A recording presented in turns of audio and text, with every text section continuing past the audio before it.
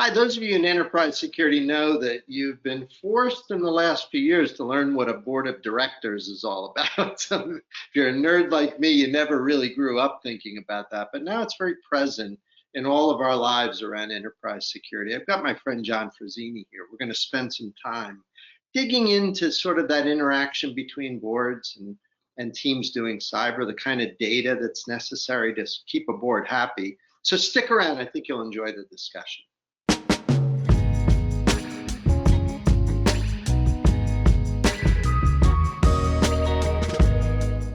I'm Ed Amoroso from TAG. I want to welcome you to the series of discussions I'm having with a good friend of mine who's an expert in dealing with boards and dealing with risk, dealing with these broader issues. John Frazzini from X Analytics. John, how you doing, man? Nice to see you. Yeah, doing great, Ed. Thanks for having me. I appreciate it. Hey, this issue of dealing with boards is tricky, isn't it? Because I think right off the bat, it's usually the case, you correct me if I got this wrong, usually the case that a typical board has kind of less than strong understanding or instincts around cybersecurity. Am I being too kind there? Yeah, you might be too kind. Yeah, you're being fair and kind. Probably a little bit politically correct, also, Ed. But yeah, you're being very polite. You grow up with it, right? Most board members, at least, I mean, demographically, I sat on the board of a Fortune 500 bank. I think I was the youngest person there by 20 years. So, I mean, the instincts around finance, marketing, business are amazing. Like it's wonderful to participate in that when there's a discussion about, some sort of an M&A. There's people who have this instinct, and it's amazing. But then the instant it's about, some cybersecurity issue, they seem to clam up because they didn't grow up with that. And I mean, is that sort of the heart of it? Does that make this a difficult problem? Well, I think that's part of it, but I think it's even more systemic than that. I think, when you think about board functioning and the normalization of board functioning, it is a rather benign programmatic function, right? Board dynamics aren't very dynamic. They're not constantly changing. The way that boards operate is predictable. Typically, although this is changing, there's a quarterly board meeting cadence. It's oftentimes very formal, where you're just going through the nuts and bolts of board oversight related to a business venture. And what I think the cybersecurity dynamic has done has shocked the system. So it's not only do you have board members who may not necessarily be experienced in understanding the technical complexities of cybersecurity, it's the fact that the cybersecurity challenge is opposite of the way that boards typically function. It's very unpredictable. It's very surprising. It's very erratic. It's scary to them, right? Is fear a big part of it? I mean, they only usually use the word fear in the context of board work unless there's some real misbehaving going on. In cyber, there's no misbehavior. I think it's just fear of the unknown, right? I mean, they're freaked out by this whole thing. It is fear of the unknown. I can't tell you how many times behind closed doors, whispers over the course of time where board members will say things like, I have no idea what my CISO is talking about. Like, they might not say that in the board meeting, but it's almost an underlying funny joke. And if you're standing around a handful of experienced, very intelligent board members, when it comes to the complexity of the cybersecurity conversation, they oftentimes will share some humor amongst each other and say, I really have no idea what they're But I think, this is my opinion, I think there should be social consequence to that. Like if during a break, like I was on a board of a large bank, if during a break I took somebody aside and went, you know what? I just don't know what EBITDA stands for. What does that even stand for? Like I wouldn't get kicked off the board, but there would be social consequence to that, meaning people would be like, that guy doesn't know these, like there would be a whisper thing, and it would be socially very embarrassing. I'd want to rectify that. When somebody is on a board and then they take you aside and they go, oh my God, like I don't even know what that. I heard that word firewall. What is? I don't even know what that is. Like again, don't kick them off the board, but there should be social consequence. It should be, come on, man. It's 2024 here. You know, this is part of business. If you don't understand that, then I think you're missing something pretty important. That's my feeling. I feel like it should be maybe some self-policing there that goes on. Who knows? Yeah, you're starting to see an evolution in the boardroom community. A little bit, a little bit. When you reference accounting principles or accounting terms, Right. the reason why everyone in the boardroom community can kind of center their understanding around a particular accounting discussion is because there's general rules of accounting that get followed, Right. and you can go from one board to the next board to the next board, and you're still speaking the same language of accounting, so to speak. And that takes place in a lot of different discussions within the boardroom community. There's a common language that's often shared around the particular topics that come before the board. Notably, and you've been at the forefront of this for sure, notably that does not take place within the cybersecurity conversation. You can go from board to board to board, and the conversation that's getting to the board can be wildly different from one board to the next.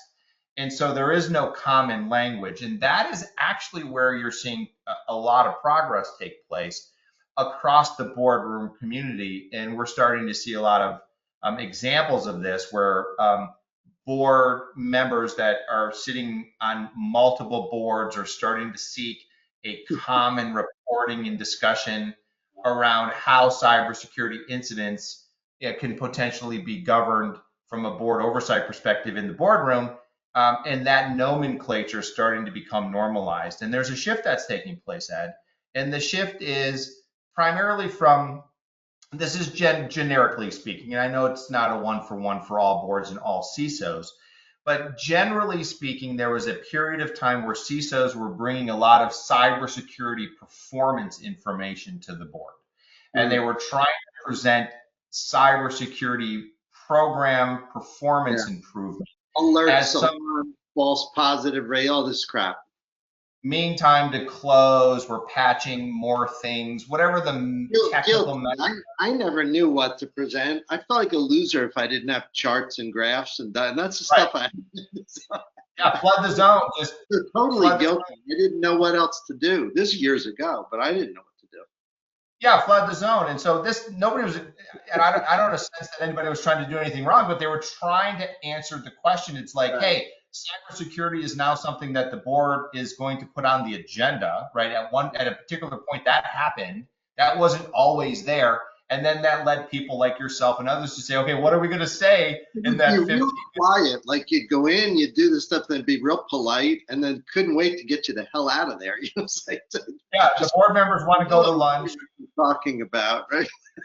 Yeah, you're talking about like patching vulnerabilities, and they are trying to figure out like what the Cobb salad dressing options are for the lunch that they're about to go to. I mean, now, I mean, you're in this business. I think is it more art or science now in communicating with the board, or is it both? I don't, how would you characterize that? No, I don't think it's art at all. I think that's what you're moving away from. I think you're moving away. Very predictable and scientific, and they can understand the context a little better. Yeah, it really comes down to this, that here's the big shift that's taking place. And we're seeing this across dozens and dozens of boards. And this is being put out by very prominent boardroom organizations, from organizations like the National Association of Corporate Directors, the Digital Directors Network, right? There's a couple different organizations out there that are seeking to put out more of a normalized way to have conversations related to this risk category in the boardroom. And the fundamental shift that I'm seeing is that, if you think about the CISO or the cybersecurity function being a technical function of the past, if you think about them as controls managers or people that are instrumenting defensive technologies, or the historical function of the CISO roles and responsibility, you're seeing a shift more into an executive expectation away from a technical administration of this particular topic. As it relates to what that means in the boardroom, it means one very macro dynamic that is the hallmark of the shift that's taking place. And this is it. It is that you have to be able to contextualize the complexity of cybersecurity administration in a way that the business understands. You have to contextualize the risk as a business risk and communicate that to the broader business community, whether it's your fellow C-suite or as it relates to the boardroom community. And that's what's taking place. So there's a new shift where the nomenclature to discuss this technical issue is being normalized into more of a business conversation as opposed to a mystical cybersecurity conversation. And that transformation is taking shape in the boardroom. And if you're a current CISO or an emerging CISO and you have any doubts as to what you're going to be expected to do in the boardroom, you're going to be expected to answer a very, very key question, and it comes up all the time. Board members want to listen to a conversation and they want the following question answered. So what? What does this mean to our business and what should we be doing about it? And as a CISO, if you're not able to have that conversation, you're going to be running into some difficulty in the boardroom, because the boardroom, for years, the CISOs or the cybersecurity industry were advancing. We need to train our boards. We need to teach our boards. We need to give them a definition of what firewall means, as you pointed out earlier. I'm here to tell you that that didn't work, and it's not going to be the way of the future. So the people that are going to have to change the way that they're having the conversation is the cybersecurity industry. It is the CISO. You're going to have to business normalize your communication, contextualize what you're doing and what it means to your business. And if you can't do that, you're going to have a hard time in a future board. No, I love that. Like, I've been a proponent of, we're not there to train a board. The board doesn't need training. You join because you have judgment. But here's what I found, John. You'll find this funny. Like with a lot of folks that I coach, they'll have sort of in their career sort of made that transition into the CISO job, and then they have to start briefing boards. That's where I come in. I start helping them. And here's the first thing that they usually have no clue on. They have no clue what a board is or what it does. Like, sometimes they think it's the group that makes all the budget decisions and funding decisions, and they have to go justify their budget. And when you explain to them that they don't do that, they'll look in their eyes like, you mean they don't do that? You go, no, they don't. They're not. And then they'll say, oh, well, they're making the big management decisions. Like if the CEO makes management decisions, the board must be telling the CEO what to do. And you say, no, they're not there to manage either. And then you get this blank stare like, well, what the heck is a board? And that's when you can actually start to train a CISO to understand governance and understand risk and understand judgment and really understand how a board evaluates the performance of a leadership team and of the CEO. Once they get that, then it's a very different conversation with the CISO, because they realize you're not walking in there to get your identity and access management budget approved. It's amazing, amazing how many CISOs think that's what you do.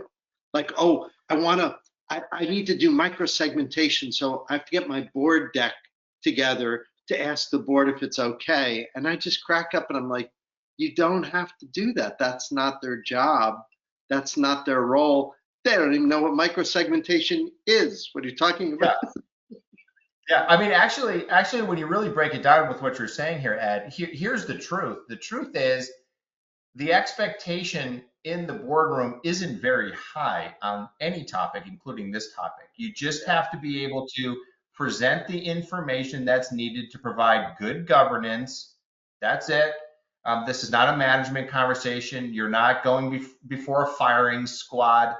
And at the end of the day, what a board is really seeking to do on all topics, but also let's just include cybersecurity, which has historically been a very confusing topic for many boardrooms, and the disconnect between the CISO thinker that you just described and the boardroom is they're just looking for things to make sense. Right. That's it. They're just trying to understand, what does this all mean? And so again, back to what I described earlier, if you can just contextualize what you're doing, how you're making progress to benefit the business, and you present that, you should be able to do that with just 2 or 3 slides in 15 minutes. Here's how I've built my strategy. Here's how my strategy is performing, and this is the benefits it's delivering to the business. And you can do that very simplistically, and then most of the time that's going to answer the mail, if you will, for what a boardroom is looking for. They're looking to understand that management has a handle on this, the cybersecurity function is performing in a way that's benefiting the business. They're overseeing the function. It looks good. Let's go to lunch. That's what the boardroom wants to do. They want trust in you. You know, when I'm coaching, I always recommend two things. One is foundational, and the other is maybe more performative. The foundational thing, and you and I both know this, you better know what the heck you're doing. Like you can't fake that. So you either know or you don't, and that can't be coached. So it's hard work that goes into understanding risk, your program, performance, the key issue. That's just flat out hard work. But then there are a few little performative tricks that I've used over the years that I find helpful. I'll give you an example. When there's a PowerPoint that you're popping up with a bunch of numbers on it, with at least the folks that I work with, I make sure that they memorize all the numbers. Because there's Yeah. something very performative about being with the board. Behind you is a screen that has a bunch of numbers, and you're facing the board and you're quoting the numbers without looking at the screen. They notice that. so admittedly, little performative things. We all do that as managers and executives. We send signals out. We use symbolism in the way we work. When you're with a board, they're looking at you. They want trust in you. They don't want your voice quivering. They want to see that you're confident. They want to see that you know your numbers. And again, there's something very almost like a metaphoric sort of thing about you're facing them, and you can see the 23.6% increase is a little bit better than our 18.4% increase, and the numbers are back there. And you're looking at them, and they're thinking, this person knows the numbers. That's kind of, again, these are performative tricks that are surface, and it's all built on a foundation. You can't fake any of this. You have to know what you're doing. But on top of that, there's some things you can do. It's all about trust. You got to have them feel like they trust you, you know the numbers, you know what you're doing, and you're able to present in a very professional manner. When you can do all of that, I think you get through those board meetings very comfortable and build relationships. I think what you're talking about, really, you have to project confidence in that you're in command of what you're doing. Right. And at the end of the day, that's what they really want to know. The challenge is if you think that you need to present a blizzard of technical metrics that look like a foreign language or even like Martian to a board. If you just throw a bunch of data at them that doesn't really make a lot of sense, then they're going to walk away with like the impression that this doesn't make a lot of sense and this person doesn't have a commanding confidence in what they're doing. They're just giving me a bunch of technical metrics that don't mean anything to me. So again, I'll go back to the word that I've used a couple times here. You know, you have to be able to contextualize what you're doing. I agree with you. You have to be able to present it in a commanding or confident manner so that when they look at you and say, hey, this is a person that seems to know what they're doing, the business is benefiting by what they're doing. Because at the end of the day, they want to make sure that the function is performing. And I agree with you 100%. Most of the time, I see the cybersecurity conversation in the boardroom. It's a disconnect because the perception of the person presenting cybersecurity doesn't fully understand the functioning of a board, to your earlier point. But again, what I'll say, like what I mentioned earlier, is I actually think the expectation isn't that high. They're not looking for, if you've got 20 slides, they're not looking for 30 slides. If you think you need 30 minutes, they're not really looking for an hour. They're looking for what you're describing. They're looking for clarity, confidence, and they're looking to understand the conversation on their terms, not the confusing cybersecurity narrative terms. And so if you can do that, and we're seeing a lot of success in the boardroom related to this, If you can do that, I actually think reporting to the board can become one of the more easier things that you do in a CISO position, not one of the more challenging. That may sound a little bit counterintuitive, Ed, but I think if you do what you've said and what we've talked about, I think you should be able to get in and out of board meetings with ease because you have a commanding understanding of what's expected of you. You know how to present what you're doing, and you can just move on to your day. And the board briefing is one of the easier things you do, not one of the more challenging things you do. One of the other things that I'll say too, Ed, is this. I think you make a very good point.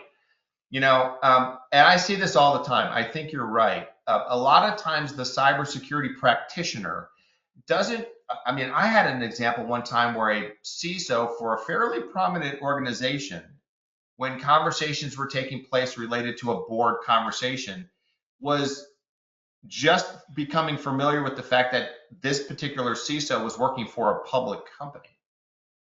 The CISO wasn't even aware that their company was public. Now, I'm still a little bit stunned by that, and I'm not sure. They were relatively new in the position. But if you're starting from not understanding where you're working in such a very basic context, you're certainly not going to be very productive in the boardroom community. And so you mentioned just getting the familiarization of what's expected of you. What does a board actually do? There are organizations out there that can help, and I see a lot of eager, emerging, established CISOs in these forums becoming familiar with what's taking place within the boardroom community as a way to get that familiarization that you're talking about. Because if you're not understanding the audience you're walking into, it's very difficult.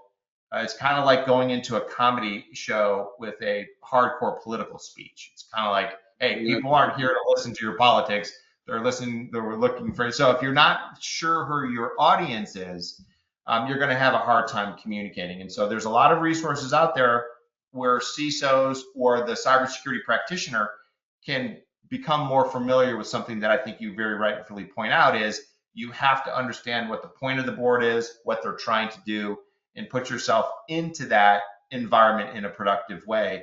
And if you don't do that, you're going to run into a difficult time. That is such amazing advice. John, we're going to close on that note. You've given a good roadmap for CISOs to go and get kind of familiar with the way boards work. So thanks, John. We'll see you on our next discussion. You got it, Ed. Thanks. Thanks, everyone.